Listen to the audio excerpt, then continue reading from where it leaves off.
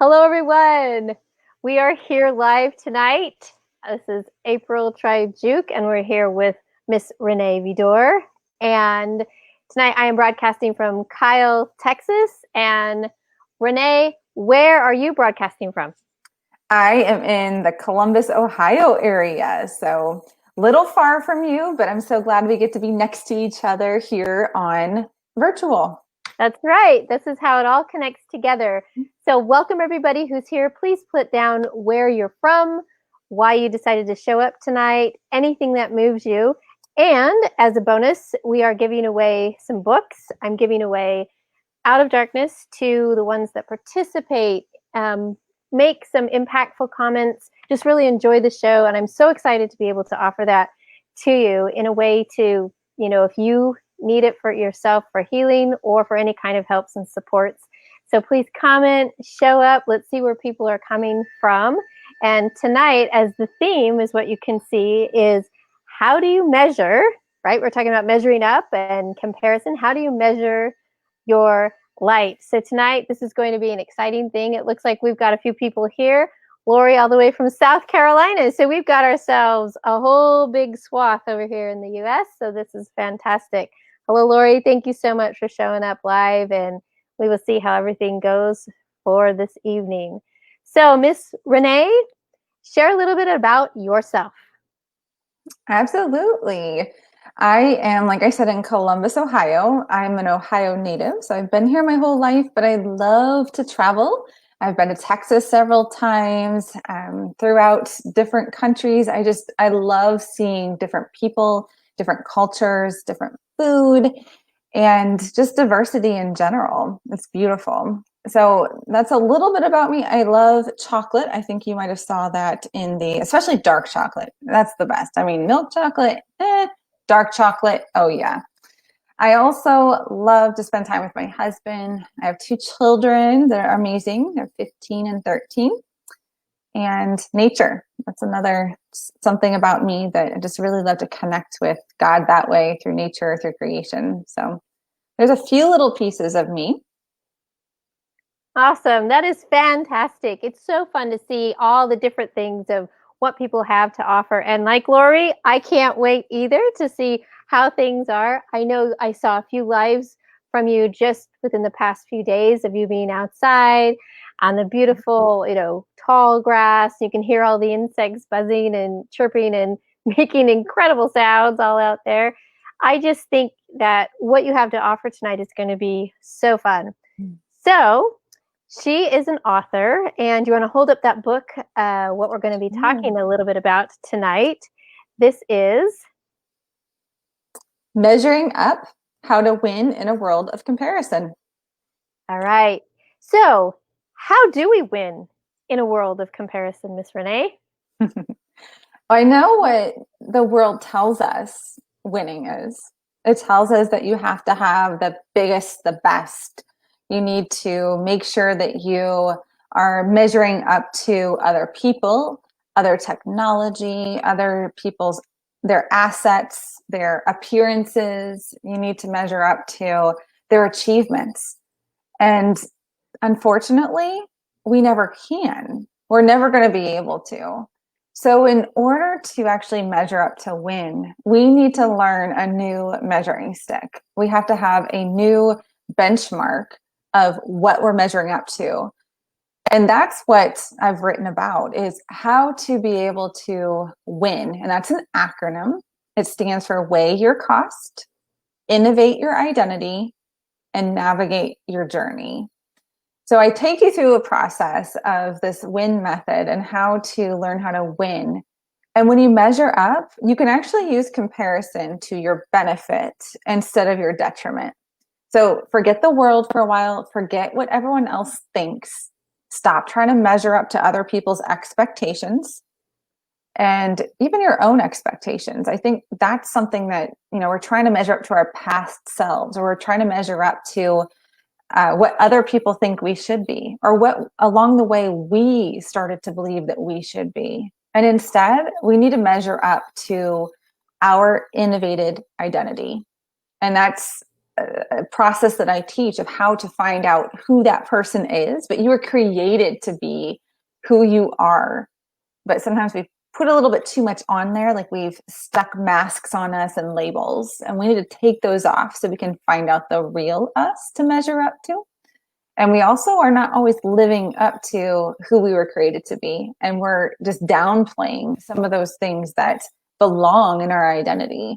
So measuring up to win means that we're going to be able to take off all those shadows, take off all of the darkness that we've put on top of our light so that we can shine brightly, and that we're able to forget the outside world and actually be who we're created to be, so we can do what we're designed to do and then win and be a winner at life. That is fantastic. The whole acronym of WIN, showing how to do that. I'm really intrigued by the I with the identification. How does that happen? That's a great question, because you would think that, especially I'm 37, you'd be like, okay, well, wouldn't you know who you are by now? But I talk to people who are in their 60s and they're like, I just don't know who I am. I don't know my purpose. I don't know who I was created to be. So taking people through a process to innovate their identity, to actually, it's not something that is a one size fit all. Our identity is something that was specific to us. So to find out who that person is, like I was saying, we need to identify the areas that we've been trying to measure up to false identities. Sometimes we have a fake ID, and I was carrying one around for a long time. And they don't always look bad from the outside. Everyone else could look in and say, she's got it all together. She's going places, or she looks great, or look at all she can achieve. But really, if we're living in that kind of mentality with masks, and we're trying to live to roles that aren't really for us, they might be for someone else, but they're not for us, then we have a fake ID, and we're not going to be able to be who we're created to be. So identifying those mistaken IDs, going through our past and identifying, sometimes we have a lost or stolen ID. And I know, April, especially with what you have gone through and what you help other women through, that would be key for identity and learning more about your identity. Is what are some of those stolen identities that you have taken on yourself? I know for myself, motherhood was a little bit of a stolen identity. It's where I just kind of like lost it. I realized I'm no longer Renee. I'm trying to be somebody else. I'm trying to be the best mom. I'm trying to make sure that I am a great wife, and I'm trying to cook really healthy and what everybody wants. And I'm people pleasing nonstop. I became a total compareaholic. That was fake, because the truth is, yes, of course I want to be a good cook. Of course I want to be a good mom. Of course I want to make sure that I am, I don't want to say pleasing people, but I don't want to be offending people. But when I'm putting that as my focus, I'm no longer being who I'm created to be. I'm not trying to please the right person or the right one. So identity is it's a very complicated thing that we can simplify in order to find out, to just take off all those masks and go through and really identify what they are. Take off all the mistaken ID aspects. Find our identity that has been lost. Find out why it's been lost, where it's been dropped, who has been in possession of it. All of those little aspects that are little sticky notes all over us, little labels of, oh, she's pretty. Okay, well, that's not necessarily a good ID to live up to, because what if she goes into a house fire and she no longer has the world's view of pretty, and she can't live up or measure up to that? So there are all these things we put our identity in, and it's lost, stolen, mistaken, fake. So we need to get rid of all that, eradicate all that, and find out what's left. What is there? What's real? And at that point, we can learn to love that person. We can learn to live in and walk as that person and start measuring up to that person instead of all the other things that we've been trying to before. That is amazing. This identification of who we are, whose we are, how we're going to apply it in our everyday life is such key. Now, to give some hope, some of us might think, oh no, messed up again. One thing about life is that the sun comes out every single day, whether it's cloudy, whether there's a storm, still it's still the daytime. We still know that. So there's always an opportunity. There's always a fresh start of every single day. And so the concept of what I love to think of as line upon line. It's just these baby steps, the things that we can step forward with. And if we have to sit down and rest a little while we're taking off the mask, the fake identity, and learning how to focus in, quiet ourselves, listen, and move forward in a light that was cast by Him, that becomes the identity. And what happens in your own experience? I know you share this, where you had surgery, and this was for a breast augmentation to please your husband, to do something kind of fun. And after a while, this was something that became almost, dare I say, poisonous, right? This identification, this mask, this whole concept was actually starting to harm you. And I don't know if it was on the way of killing you, but the harm was happening. Absolutely. So how much strength and courage did it take to measure up to that? To measure up, and you're asking, just so I clarify, to measure up to having the surgery? Having the surgery, to saying, that's it, no more. Done with that stuff. We're done. The funny thing is, and I share, if anyone wants to know more about that story, I do share it publicly. I have it on Facebook, and I have some links I could always post in the notes as well. But yes, I ended up with breast implant illness, to where I had 22 of the 30 or so symptoms that are very awful and strange. I mean, it just doesn't make sense, but yet it just seems to happen for many women who have a breast augmentation. And so when it was July 4th, it was just over a year ago, then I realized that I was being poisoned from the inside out. And here's the thing, I did it to myself. Okay. So there's working through all these things. It was 9 years prior, but I made that choice. It was not my husband. It was not anybody else. He didn't even know about it. I surprised him. So I made this choice, and I had to work through, okay, I can't believe I've been living through this terrible experience. I've been so sick that it's costing relationship with my husband. It's costing, I couldn't go to grocery stores anymore. The anxiety and the fatigue was too much. I no longer could talk to my kids for very long because I had like narcolepsy. I'd fall asleep. So all of these negative costs were toxic in my life. And once I realized what it was, there was no going back. I knew what I had to do. But here's the thing. It wasn't just the fact that I knew the cost. It's that I knew who I was. Up until that point, it was just like whoosh, like I hadn't even thought about it. Because back that 9 years prior, I didn't know who I was. I hadn't innovated my identity. I was still Renee. I was still a great person. I was still a child of God, but I didn't know who I was created to be. Since that time, and I went through the process of innovating my identity, and I found out who I was, I kind of just didn't even realize or think about the fact that, I have 2 things that are fake masks sewn inside my body. It just never really processed. I didn't think about it. But once I realized that was what was going on, it was no questions asked. It was like, okay, how fast can I get in there to have that removed the right way so that I can move forward with my identity?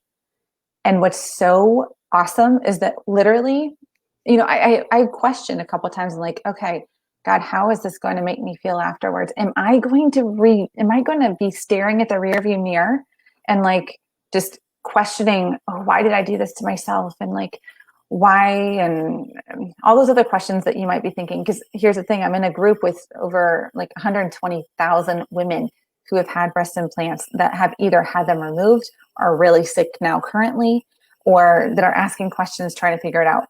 Many of them are crying afterwards because they're like, oh, I'm not pretty anymore, or they won't love me anymore. That wasn't where I was, because I knew my identity.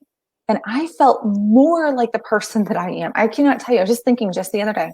I was like looking in the mirror and I'm like, I am so grateful for this body God gave me.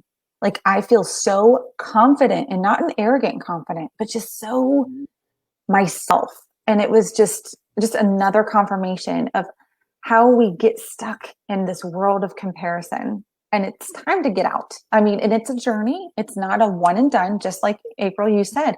It's a journey.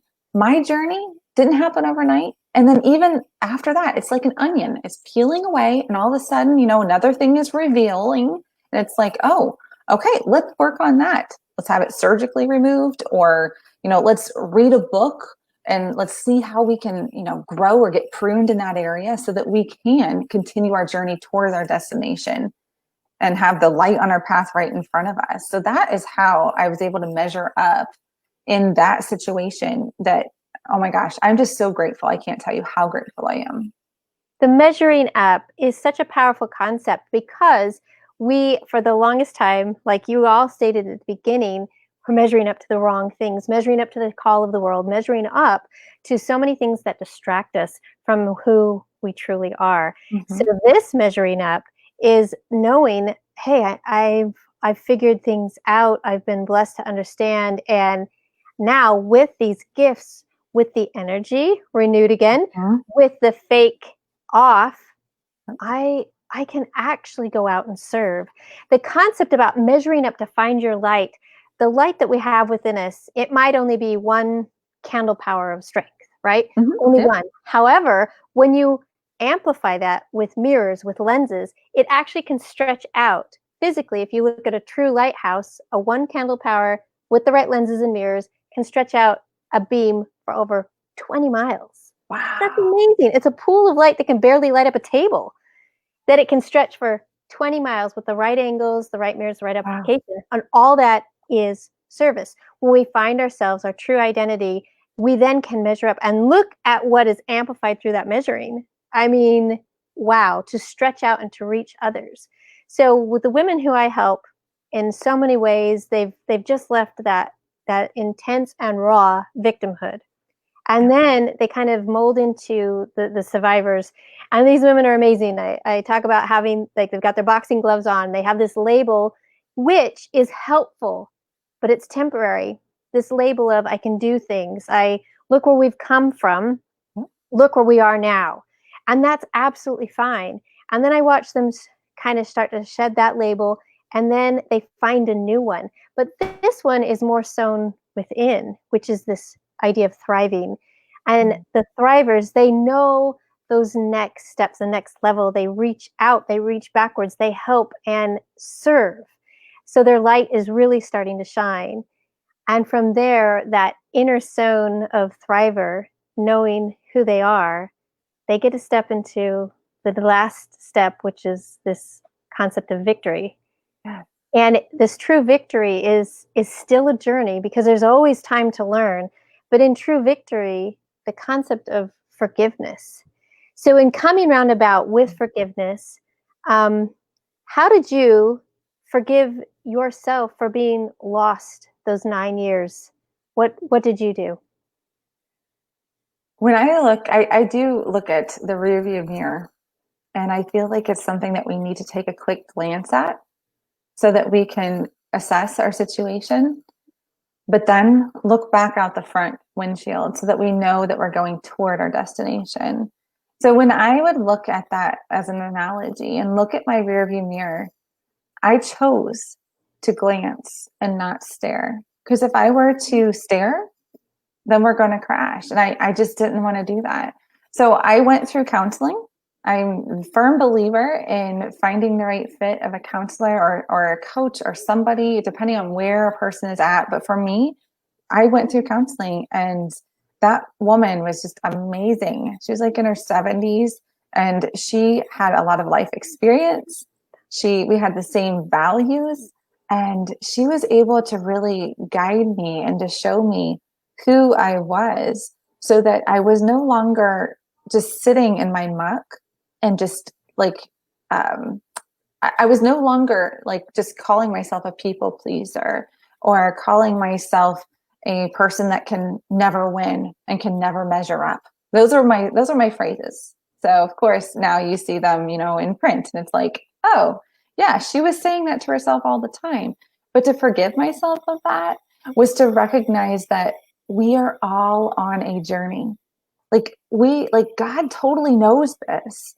I mean, this is my faith, is he gave his son to walk on this earth, to walk the same steps that we have in the same way. And he knows what it's like. And we're walking that same journey.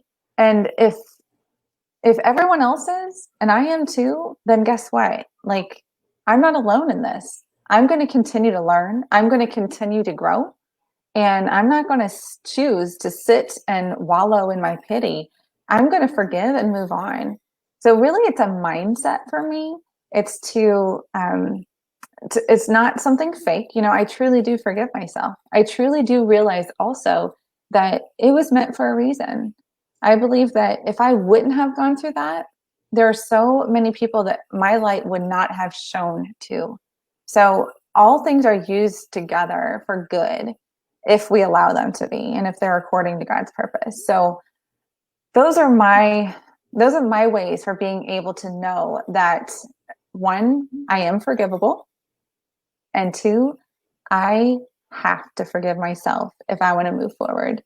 And if I want to be impactful, if I want to leave a legacy, if I want to win at life the way that I'm called to win, then for goodness sakes, I better do it. And that's what I'm going to do. Exactly. It's just so empowering to hear so many people share a similar type of thought, and to have yours in print. Go ahead and hold up your book and know that in measuring up, there's opportunities there. You may not be able to find a counselor. You may not be able to understand, certain directions, or even be able to afford. But the investment within a book that has these stories of clarification might be that guide, those first steps within this journey of healing. In healing, we're talking about the concept of really powerfully, and yet at the same time, at a pace that you can understand and handle, to know that you're never alone in this journey. Never. There are people physically here on the earth for you. There are people, through virtual means here for you. But there's always one who has always been with you the entire time. It's just like in the movie Wizard of Oz, where Dorothy finds out from Glinda, right? Oh, I had the power all along within. And it's that same concept within ourselves, with him.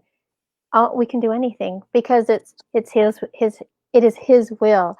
Kathy so lovingly says, our trials definitely can become our triumphs. Yes. And I love that concept of our, because every time I say we, I always picture myself yoked together with someone who is just beautiful, amazing, and has such love for somebody like me, like you, like for all of us. So these things are true sets of measuring, and how we can measure up to him and to the worth of every soul. Thank you so much, Renee, for sharing this amazing thing. I wanted to say, for everyone out there who wants to know, that Renee has been, she has the opportunity to be nominated for an Author Academy Award. And so she is looking for votes. So we would love to be able to, have people excited and to vote for her. Hold up that book again so everyone can see what the cover is, and know that this is that cover. We're going to be on, there's 16 pages of different votes and topics, and yours is on the first page. Is that right? Yes. The advice. Page of the advice page. So look for that amazing book, Measuring Up, and click on it. Let's give her some likes, loves, and votes, because knowing that she could be out there reaching and helping other people along this journey, it makes the whole of society so much better. It really improves everything all around. And thank you again, Kathy, for saying that our trials can be our triumphs. It's exactly true. Wonderful, wonderful. Thanks. So Renee, would you like to close things out by sharing anything that is in your heart tonight? Sure, I would absolutely love to. When I think of the women that I've seen in the comments that are watching, and for those that will be later, what's just like burning in my heart is that just remember that you were created with value. You were created with a light inside of you that is meant to be just like, I love the picture behind you of the lighthouse, April, but you were not meant to be isolated. You were not meant to be in a dark room closed up. You were meant to shine. So make sure, no matter what, just promise me, like type down below here and just say shine if you are willing to do this. Make sure that you find out who you are created to be. Commit to it. Go through it. I mean, if you read this book, you'll get some tips.